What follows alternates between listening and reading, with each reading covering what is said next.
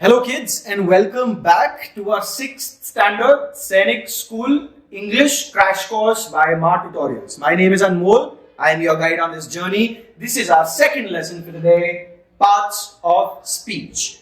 We started with our first lesson, types of sentences. We read there were 5 types of sentences. Can you remember those 5? If not, watch the video once again, the last one, and then come back to this video. Because today we are doing parts of speech. Now let's first understand what parts of speech are. All the words of the English language, can be put into one of these 9 categories. All the words. Any word you pick in the English language, it can come in one of these 9 categories. These 9 categories hence are called parts of speech, because they are parts of the speech of the English language. You see the first 8, most people know: nouns, pronouns, verbs, adjectives, adverbs, prepositions, conjunctions, interjections, and there is a 9th bonus one as well, which everybody does know but most people miss out. I'm going to make sure that you don't.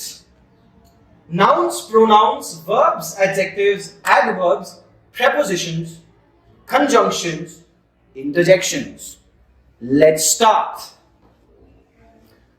The first part of speech for us today is nouns. A noun is a word that represents a person, place, thing, animal, or idea. Any word in the English language that is representing a person or a place or a thing or an animal or an idea is a noun. For example, students. Student, singular, students, plural. Now I have added this here to bring your attention to the fact that nouns can be singular and plural. A noun, a thing, a person, place, animal or thing, we can be talking about one singular or we can talk about many of them, plural. So, singular and plural are part of nouns. Another example is a boy or a girl. Now I have clubbed them together to show that nouns can also have genders. Boy is of the masculine gender, whereas girl is of a feminine gender. And there are neutral genders as well, which are used for things, like the Mount Everest. Now Mount Everest, the M and the E are capital because it is a proper noun. A proper noun. Next lesson, we will delve deeper into nouns. Then you will understand what a proper noun actually is, if you do not already know. Students, boy, girl, Mount Everest, chair. Chair is a thing. Chair is the thing we see around. Lion or lioness, an animal, also with a gender. Love. Love is an idea, an emotion, not something that we can see, but something that we feel. But it is a thing. It is an idea. Hence, that also is a noun. We can also use it as a verb. That word can also be used as a verb, but it can also be used as a noun when we are talking about it as an emotion and not as an action. A word that represents a person, place, thing, animal, or idea. It's called a noun. Here are some examples. I'm sure from this you can think of many other examples. Student, doctors, lawyers, teachers, all of these words are nouns. Boy, girl, man, woman, also a noun. Human, also a noun. Mount Everest, so Madhya Pradesh, Riva, Indore, Bhopal, Akanksha, Ashish, all of these words are also nouns. Chair, table, fan, lights, wall, floor, roof, all of these are also nouns. Lion, lioness, so other animals, dog, a bitch, a cat, a bobcat, kitten, puppies, all of these are also nouns. If love is a noun, then hate is also a noun. Strength, it's an idea, it's a noun. Wisdom, intelligence, all of these are ideas, also words for nouns. Let's move on to our second part of speech, pronouns. Repeat after me, pronouns. So a word used in the place of a noun to avoid repetition is a pronoun. It is used in the place of a noun. If we are using a noun, let's say Ashish is a good boy. Ashish studies in the 6th standard. Now we can use he instead of Ashish. We can say Ashish is a good boy. He studies in the 6th standard. Thus he will become a pronoun. If I talk about myself, I will say I, which is also a pronoun. If I talk to you, I will say you, which is also a pronoun. Now in pronouns, we will see there are first person, second person and third person. When I talk about myself, it's a first person pronoun. When I talk to you about you, it's a second person pronoun. And when I talk to you about Ashish or about Akanksha or about some other thing, it's a third person. For example, we have many examples here. Let's go through them. I, we, which becomes a plural. So pronouns also have plurals. Why? Because nouns have plurals and pronouns are words used in the place of a noun. I, we, you, he, she. He is a masculine pronoun for a boy. She is a feminine pronoun for a girl. So pronouns also have genders. Why? Because nouns also have genders and pronouns are words that are used in the place of a noun to avoid repetition. It, they, me, us, him, her, them, mine, ours, yours, his, hers, theirs, myself, ourselves, yourself or yourselves, himself, herself, itself, themselves, this, that, these, those, who, whom, whose, which, all, anybody, anyone, anything, each other, one another, and many more. When we delve deeper into pronouns, which is going to come ahead in our crash course, as we delve deeper into each part of speech, we will learn more about what kind of pronouns, how many kind of pronouns can there be, and what each kind of pronoun actually denotes in the English language. So we saw two parts of speech till now. We saw nouns first, a word that represents a person, place, thing, animal or idea. And then we saw pronouns, a word used in the place of a noun. Our third part of speech are verbs. Repeat after me, verbs. Now verbs are words that express an action, occurrence or state of being. State of being, only one word is, am. That form, that I am, I exist. But mostly verbs are action words. Verbs are action words. Words that tell us about an action that is either happening, has happened, will happen, does happen, or any of those tenses. Verbs has 12 tenses. We are going to do that when we delve deeper into verbs. For today, we just want to understand what verbs are. Verbs are action words. Words that express an action, an occurrence, or a state of being. In examples, you will see, I have shown you, there are 5 forms of a verb used in different tenses. There are 12 tenses, and all of those tenses use different kind of verbs amongst these 5.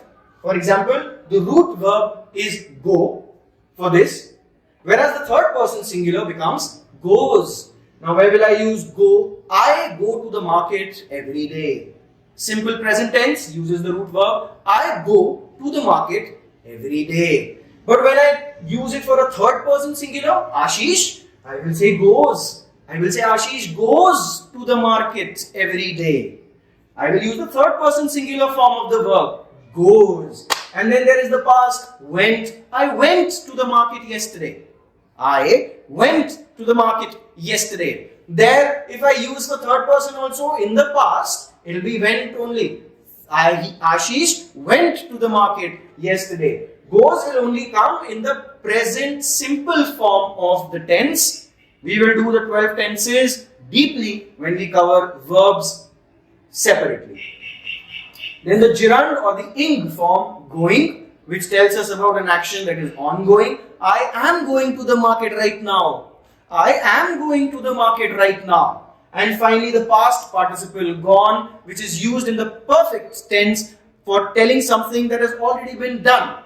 Has finished, was being done, has now been done. I have gone to the market many times. I have gone to the market many times. I have gone to the market many times. Similarly for eat, third person singular is eats, past is ate, gerund is eating, past participle is eaten. All of these forms of the same root verb eat.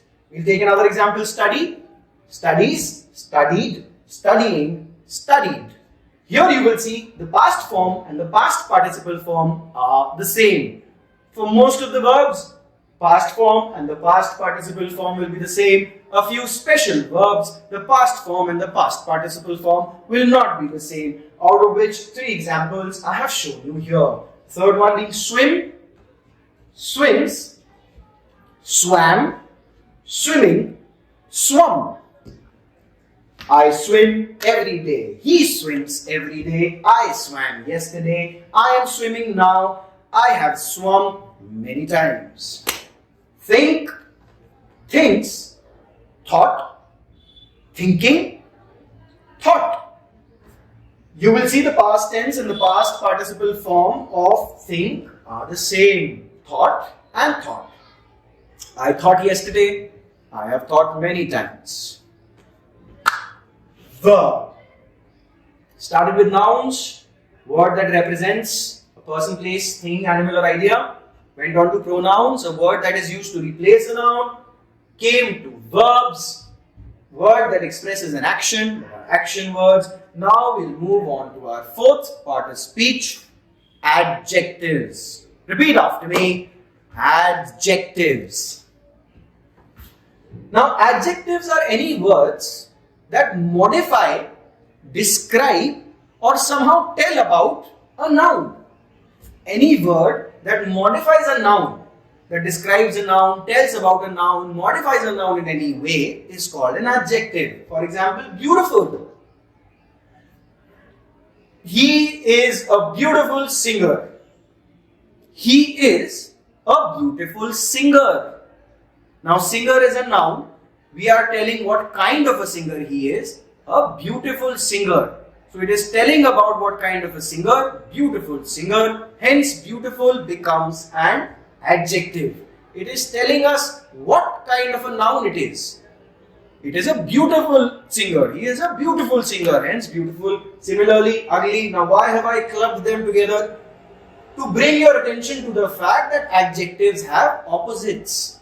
This is the first word that will have opposites now. We will have words that have opposites. Beautiful, ugly. Energetic, full of energy. Lethargic, absolutely drained of energy. No energy at all. Black, white. Big, small. Thick, thin. Tall, short. And many such examples of adjectives as we will see and cover the more we delve into English. Build a habit of reading English every day. Read your favorite stories, read storybooks, read newspapers, read whatever you can. But reading is very important for you to build your English vocabulary and to build your English grammar and to be able to apply all of this knowledge in your life. Now, I have also put in a highlighted red color, big, bigger, biggest. These are the degrees, the comparative degrees of the adjectives to bring your attention to the point that adjectives also have degrees. Adjectives have degrees. Nouns, pronouns, verbs till now did not have degrees. Adjectives have degrees. Something can be big, something else can be bigger than that, and something else can be the biggest amongst all of them. So big, bigger, biggest. Short, shorter, shortest. Tall, taller, tallest. Thick, thicker, thickest. All of these degrees, they belong to adjectives. What are adjectives? Words that modify a noun, that tell us about a noun. A big house, bigger house, biggest house. Tall girl, taller girl, tallest girl. Energetic dog, more energetic dog, most energetic dog. Blackboard, blacker board, blackest board. Alright. First, again, we'll revise. Nouns started with nouns. Any word that represents a person, place, thing, animal, or idea. Moved on to pronouns, words that are used to replace the nouns. Verbs, action words, words that tell us about an action, occurrence, or state of being. Then we came on to adjectives, words that modify a noun, that tell us about a noun, tell us more about it, define it, describe it in some way. Now we'll move on to our fifth kind called adverbs. Now a word that modifies a verb, adjective, or another adverb. What were we doing before this? Adjectives. What are we doing now? Adverbs. What was adjectives? Modifies a noun. What are adverbs? Modify a verb or an adjective or another adverb. Yeah? Point this. Please check this out and make a note of this. Adjectives, they modify a noun. But any word that modifies a verb or an adjective or itself is called an adverb. Adverbs modify adverbs as well. Any word that modifies a verb, adjective or adverbs are called adverbs. They usually indicate how, when, where or to what extent something is happening. They will answer these questions. Adverbs are words that are answering the questions of how something is happening or when something is happening or where something is happening or to what extent something is happening. Example, quickly, slowly. How is something happening? It is happening quickly. He is running quickly. He is swimming quickly. He is writing quickly. He is learning quickly. He is studying quickly. She is running quickly. Slowly. He is walking slowly. He is speaking slowly. He is growing slowly. The tree is growing very slowly. So slowly, adverb, very slowly, very also adverb because it is modifying the slowly as well. Adverb, any word that modifies a verb, adjective or another adverb. Slowly, now, later. When is it happening? It is happening now. When it is happening? When is it happening? It is happening later. So these are also answering the question of when. Hence, they are adverbs. Where? Inside, outside, it is happening inside. He's running outside, he's running inside. These are answering questions of where and to what extent. Very, a lot. So, very beautiful. How beautiful is she? She is very beautiful. So, very becomes an adverb because it is modifying beautiful, which was an adjective or can also be used as a noun. She is a very beautiful girl. She is a very beautiful girl. Girl is a noun. Beautiful is telling us about what kind of a girl she is. So beautiful becomes an adjective. Beautiful girl. Then very beautiful girl. Now very is increasing on that adjective also. How beautiful? Very beautiful. To what extent? Very beautiful. So very becomes an adverb there. Alright. Let's revise once again quickly. Nouns. Words that are persons, places, things, animals or ideas. Pronouns are words that replace those nouns. Verbs are action words, adjectives are words that modify nouns, and adverbs are verbs that modify a verb, adjective or another adverb. Now we move on to conjunctions. These are words that connect words, phrases or clauses in a sentence. Any word that connects two parts. What those two parts could be? Those two parts could be words, Ram and Sham. So and, Ram and Sham are words. It is connecting two words. Ram and Sham, and it could be phrases, Ram's chariot and Sham's chariot. Now Ram's chariot is a phrase, Sham's chariot is a phrase, and clauses, Ram's chariot is going west and Sham's chariot is going east. These are clauses. Clauses have a subject, a verb and an object if needed, not necessary. Ram's chariot is going west. Ram, subject, Ram's chariot, phrasal noun, entire subject, is going, verb, west, object. Sham's chariot is going east. We can join these two sentences. Ram's chariot is going west and Sham's chariot is going east. So these two clauses are being joined by and. So we saw how it can either join words, phrases or clauses. This joining words, Ram and Sham are brothers. Phrases, Ram's chariot and Sham's chariot are going.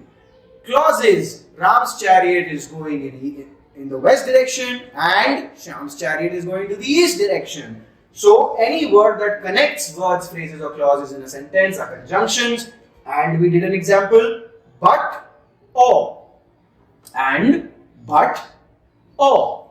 These, and there are many other examples as well. We'll cover them later on in our practice sessions and when we dig deeper further into conjunctions. Again, remember, today we are only covering what kind of parts of speeches are. Then after this, we will start delving deeper into these topics.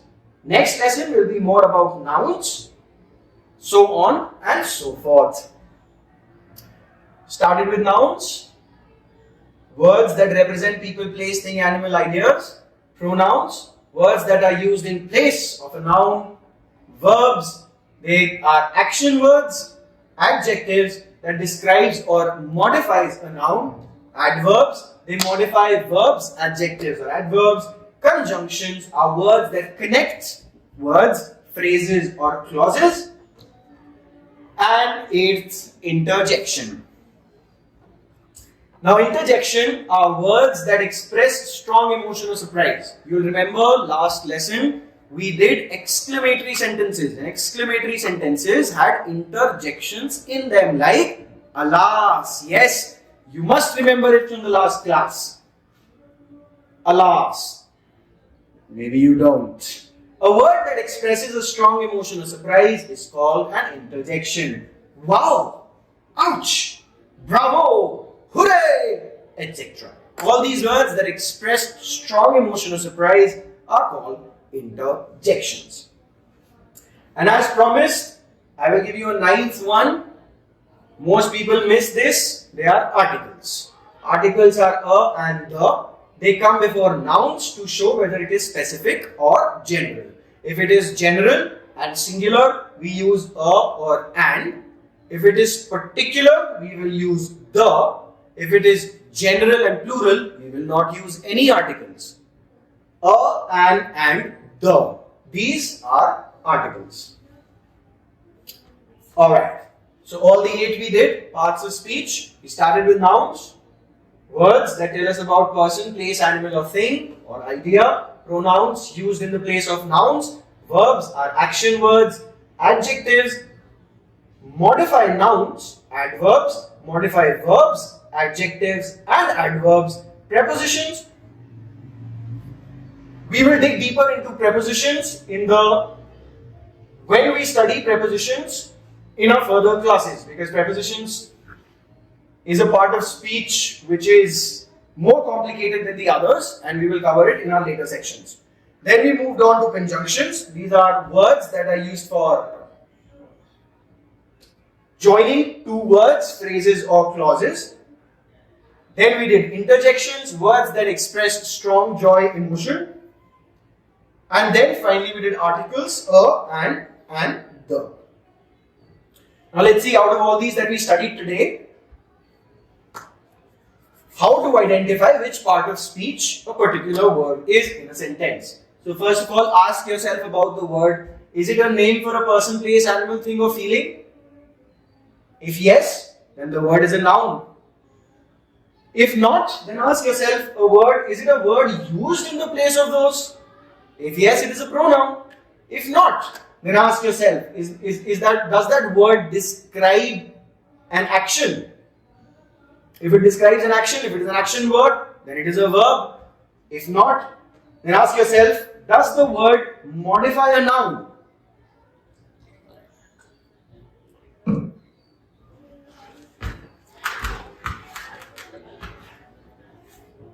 If yes, then the word is an adjective. If not, then ask yourself, does the word modify a verb or another adjective or another word? If yes, then it must be an adverb. But if it isn't, then ask yourself, is that word joining two different words, phrases or clauses? Then it is a conjunction. And if none of these, then it must be an interjection. If, of course, it is not an article. Let's do one example of this.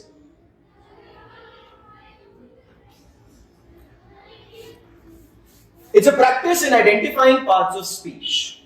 Let's look at the sentence.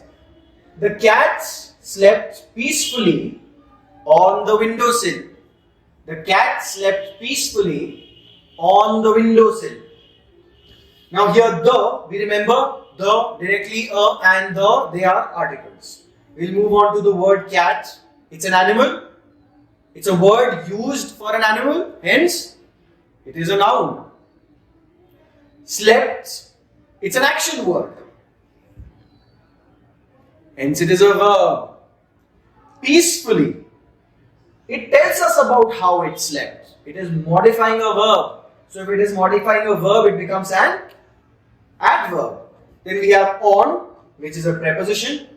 It tells us about the position of something. We will dig deeper into prepositions. When we do prepositions, the, again an article, and a windowsill.